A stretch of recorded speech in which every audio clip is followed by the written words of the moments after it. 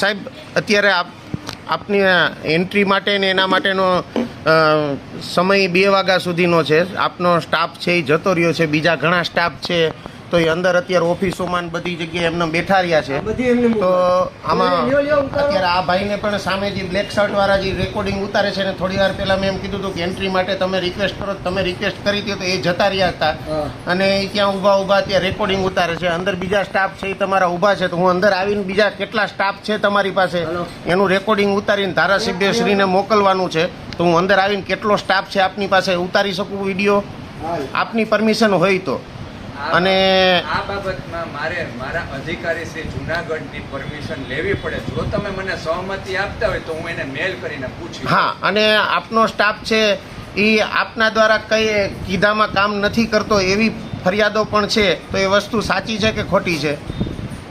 મેં આની બાબતમાં મારા ઉપલા અધિકારીઓને લેખિત નિવેદન પણ આપેલ છે. અચ્છા, એટલે આમાં આટલી પબ્લિક હેરાન થાય છે તો એ વસ્તુ સાચી સાબિત થાય છે આપના આટલા નિવેદનથી. પોસ્ટ ઓફિસમાં વધારે સ્ટાફની જરૂરત છે, પણ અમારા અધિકારી શ્રી જે જુનાગઢ છે એ જો સ્ટાફ આપશે તો અહીંયા બેસશે. કેમ કે સરકારી કર્મચારીમાં મને આ ખુરશીમાં અહીંયા માણસોને નીમવાનો અધિકાર નથી. તમે એક ટેબલે કોઈ ખાલી હોય, ફ્રી હોય તો તમે એને બીજા ટેબલ ઉપરનું કામ આપી અને ત્યાં થોડી વાર માટે કોઈ ગીર્દી હોય તો એવું આયોજન તો કરી શકો ને.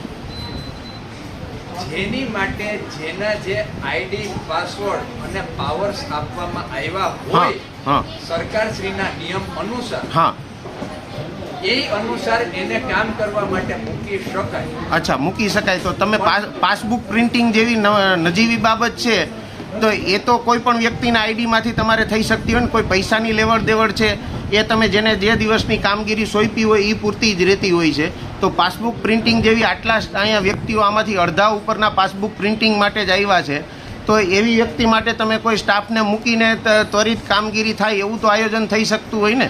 કે જેના માટે મેં આગળ તમને રજૂઆત કરી હતી તો પેલા બ્લેક શર્ટવાળા ભાઈ છે એ બહાર જતા રહેતા ને અંદર જઈને બેસી ગયા છે.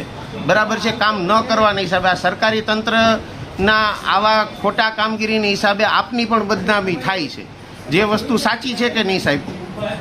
વર્તમાનમાં સ્ટાફ ન હોવાને લીધે આ પરિસ્થિતિઓનું નિર્માણ થયું અને મેં જે તે સમયે મારા અધિકારીઓને બધી રજૂઆત કરેલ છે. અચ્છા, ધન્યવાદ સાહેબ.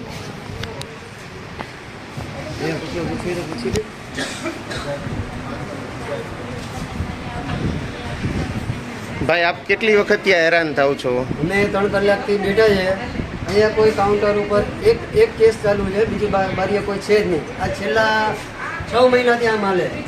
બરાબર. જીતુભાઈ, તમે તો અહીંયા એજન્ટ તરીકે ફરજ બજાવો છો, તો શું આમાં ક્ષતિઓ અને અત્યારે આ બધી તકલીફોનું નિવારણ થાય છે? કાયમ માટે સ્ટાફની કમી છે. અત્યાર સુધી બધું કામ વ્યવસ્થિત જ ચાલતું. હમણાં થોડા 8-10 દિવસથી કામમાં બહુ ડિસ્ટર્બન્સ આવે છે, જેથી કરીને પબ્લિક બહુ હેરાન થાય છે અને નારાજ થઈને ઓફિસથી જાય છે.